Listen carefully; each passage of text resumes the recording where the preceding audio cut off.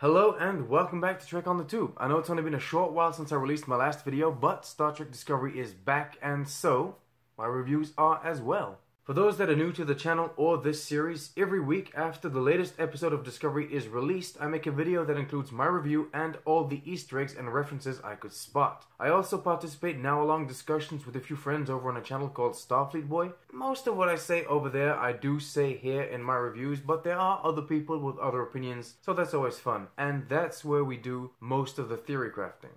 There's a playlist on the channel called Trek on the Tube Collaborations if you want to see all the discussions that I've been a part of. Here and now though, in this video, we start with my review and then move on to the Easter eggs. Okay, so let's dive right in. Star Trek Discovery's mid-season 1 premiere, episode 10, Despite Yourself, is what we're talking about, and straight away, let me tell you, this was probably the best episode of Discovery so far. In fact, it wasn't just the best episode so far, it was a seriously great episode. The crew finds itself in the mirror universe and has to figure out how to get back to the prime timeline. But it's not as easy as it sounds. They don't fully understand how they got to the mirror universe in the first place, the spore drive is down, and they don't exactly have any allies in this alternate reality. The story was awesome. Not only did it feel closer to some more traditional Star Trek storytelling, but it also confirmed a few big theories that have been going around. And there were extra surprises as well, like the death of Kolba, the reference to the Uss Defiant, some genuine holy shit moments. Story-wise, everything I wanted from this mid-season return, I got. Which means not only did I enjoy the episode, but it also helped me better appreciate what came before, and I'm more hyped for what's coming next. But it wasn't just the story. The acting was very good in this episode. A lot of truly great character moments. Kolba and Tyler and L'Rell, even Lorca briefing Saru and Burnham. And then you get these standout performances from Mary Wiseman or Sam Bartolomeos. Wiseman nailing a shy, scared little ensign pretending to be a strong, dangerous captain. The performance had layers. Bartolomeos, though he had a simpler role, I found he did a very good job being the villain. And the amount of emotion going on Sonequa Martin Green's face as she killed Mira Khanna was just insane. I loved it. The costumes also were absolutely awesome. I think everyone's talked about that quite a bit. No problems with the CG. And yes, I know, I haven't yet mentioned that this episode was directed by Jonathan Frakes. So, hey, did you know that this episode was directed by Jonathan Frakes? Seriously though, if you're wondering if that truly has an impact on the quality of what you're watching, I think yes, it does. Granted, it helps a lot when you're given something that has an interesting plot, like say episode 10 rather than episode 8, but having Jonathan Frakes directing this helped take it to another level. He knows Star Trek and he knows how to execute it. He also knows how to explain it to the people that he's working with. I still do have a few nitpicks. Saru's threat ganglia, for example, they were used in this episode to indicate he senses something wrong with Tyler, but sometimes they completely forget about them. It just seems like it's something they aren't handling very well. Also, there's no other doctors in sickbay, which is pretty convenient, though I've been told this could simply be one of the many parts of sickbay, and that would explain why he's the only one.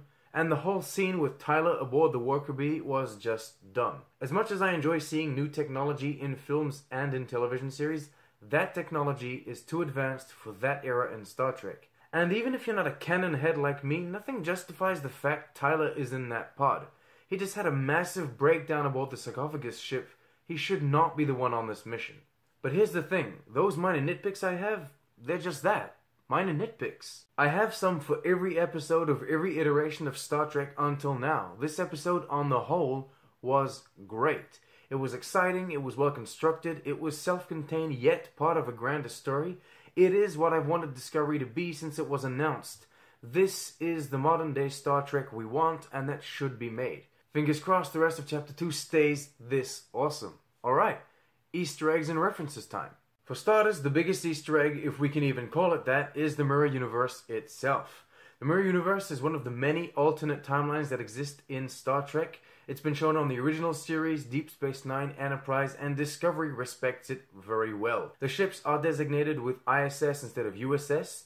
They represent the Terran Empire rather than the Federation. This empire has for symbol a sword. They have an emperor or empress. There's an imperial salute. Officers can gain rank by killing their superiors, and so often captains hire personal guards. This Terran Empire is a threat to the galaxy, but it's met by a resistance of non-human races, which, as established by Deep Space Nine, eventually win. Everything we already knew about the Mirror Universe is respected. We even get to see the Agony booths first shown in the original series, and then Enterprise. Another huge Mirror Universe related Easter egg is the USS Defiant. The ship was first featured on the original series before reappearing in Enterprise.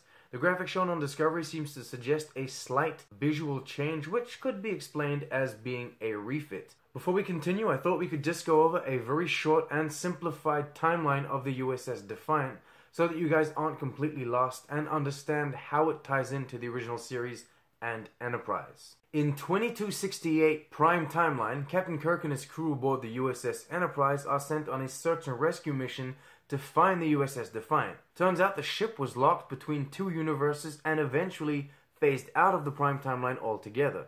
The ship appeared in the Mirror Universe, but in 2155, more than a century earlier.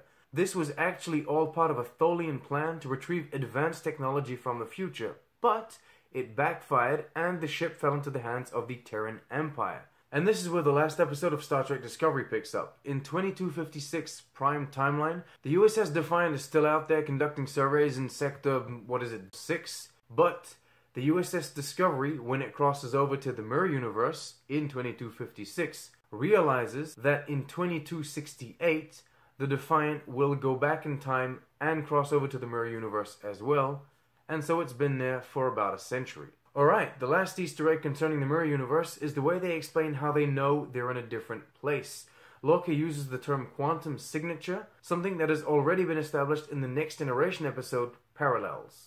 To finish this off with the Easter eggs, the Vulcan ship we see in the beginning of the episode looks exactly like the one from episode 6. The worker bee, officially called Cargo Management Unit, though too advanced in my opinion, has been featured in many other Star Trek TV series and also the motion picture.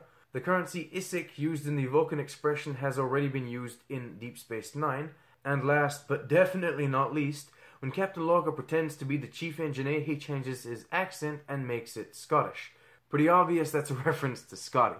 There you go, that's it for today. Thank you very much for watching. Let me know what you thought of the episode. Remember to like, subscribe, share, and long live the Empire!